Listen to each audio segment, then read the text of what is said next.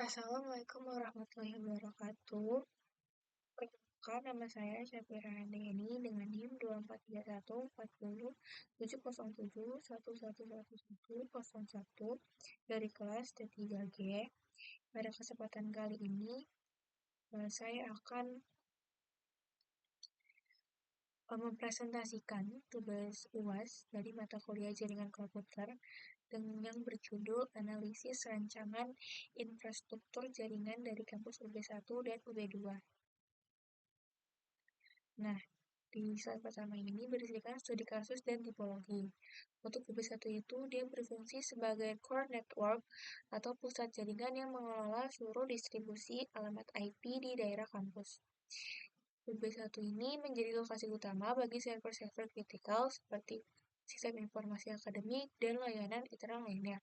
Untuk kampus UB2, dia berfungsi sebagai node distribusi dan perpanjangan akses, bertindak sebagai penerima distribusi jaringan dari UB1. Lalu menggunakan konfigurasi akses yang identik dengan UB1 guna menjamin kelancaran dan keseragaman layanan bagi pengguna di wilayahnya.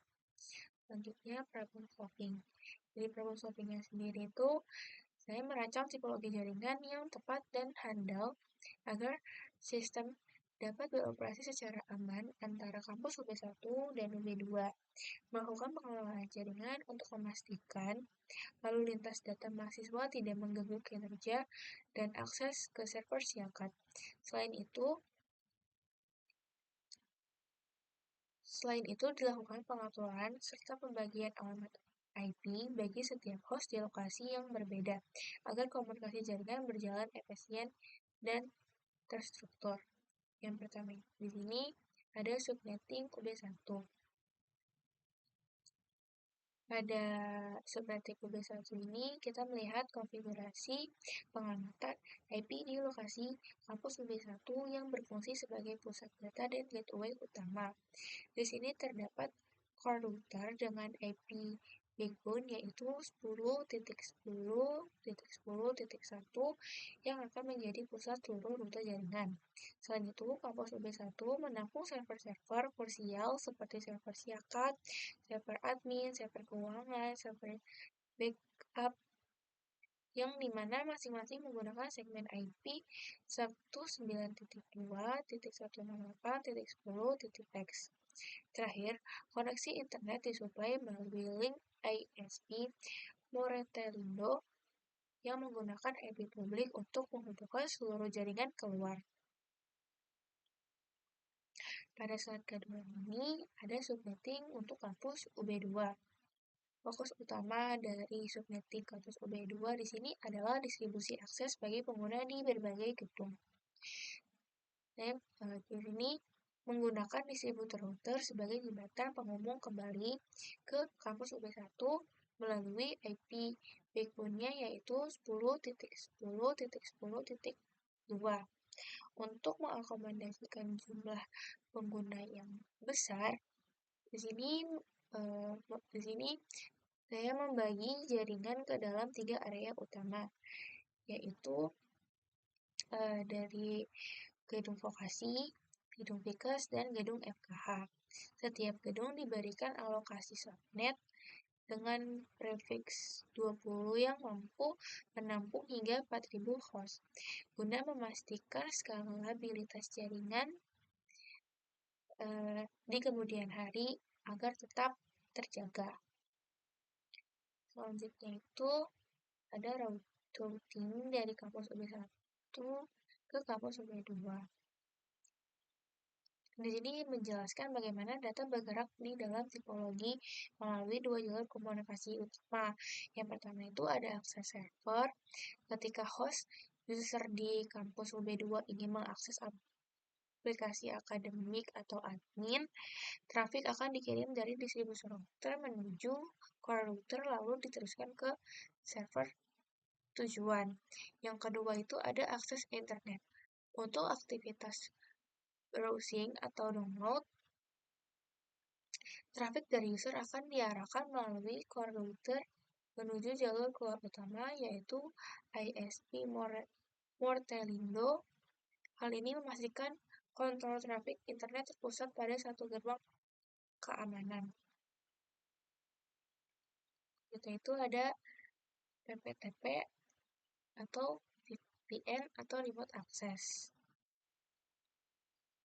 Jadi untuk mendukung fleksibilitas kerja, saya mengimplementasikan fitur PPTP sebagai solusi remote access VPN. Jadi PPTP digunakan sebagai VPN untuk memberikan akses jarak jauh yang aman bagi staf kampus ke server internal melalui internet.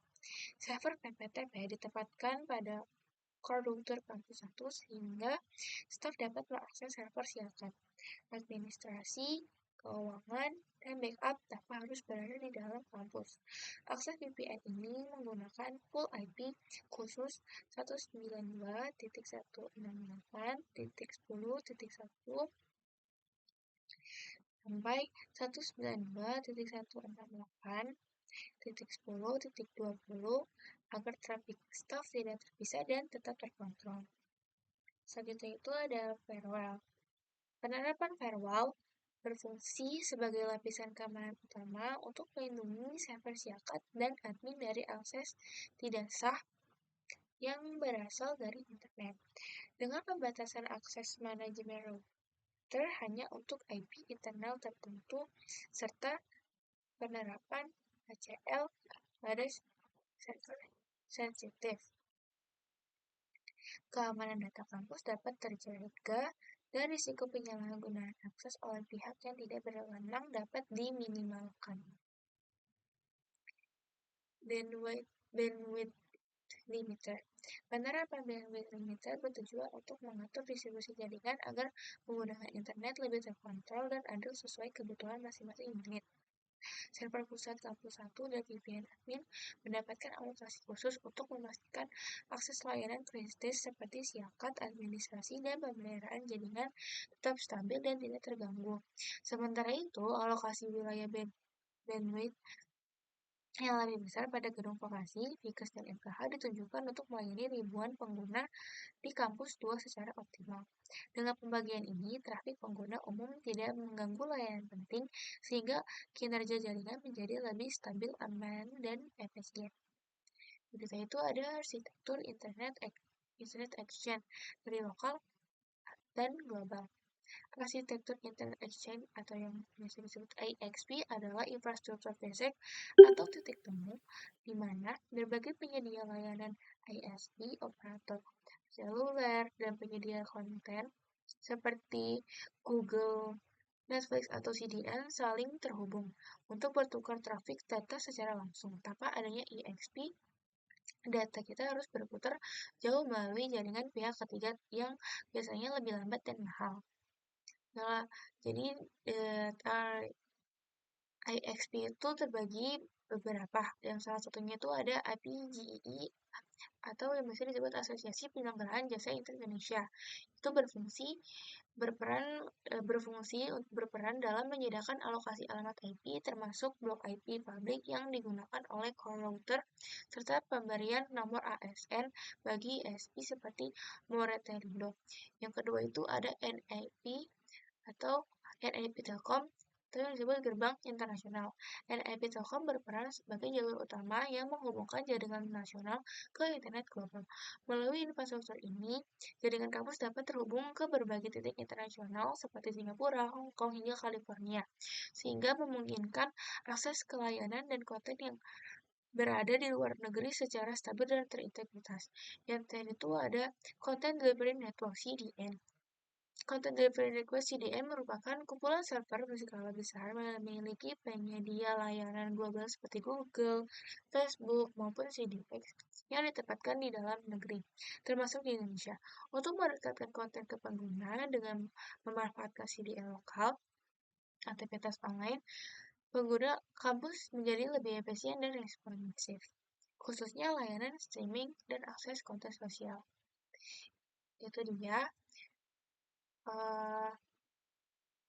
PPT yang saya jelaskan.